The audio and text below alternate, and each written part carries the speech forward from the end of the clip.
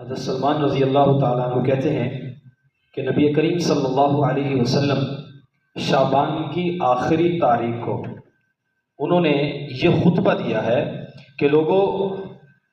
تم پر ایک ایسا مہینہ آنے والا ہے، ایسا مہینہ آنے والا ہے جو بہت بڑی شان اور بہت بڑی عظمت والا مہینہ ہے، اور اس کے اندر ایک ایسی رات ہے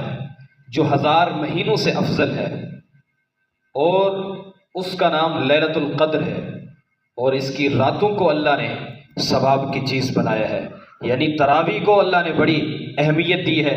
کہ تراویح، نماز تراویح، اس کو اللہ نے بڑی ثواب کی چیز بنایا ہے، اور یہ سنت ہے۔ اور اسی طرح حدیث پاک کے اندر آتا ہے کہ جو نفل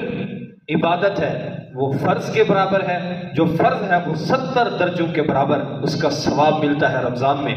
تو یہ رمضان کی فضیلتیں اور یہ رمضان کی بہاریں، یہ مسلمانوں کے لیے بہت بڑا انعام ہے۔ اللہ ہم سب کو رمضان کی قدر کرنے کی توفیق عطا فرمائے۔ حدیث پاک کے اندر ہے کہ جس نے رمضان کا ایک روزہ جان بوجھ کر چھوڑ دیا، ساری زندگی وہ روزہ رکھتا رہے، وہ رمضان کے اس روزے کے اجر اور ثواب کو نہیں پہنچ سکتا۔ تو اسی طرح یہ اتنا قیمتی یہ مہینہ ہے، اللہ تعالی ہم سب کو اس مہینے کی قدر کرنے کی توفیق عطا فرمائے۔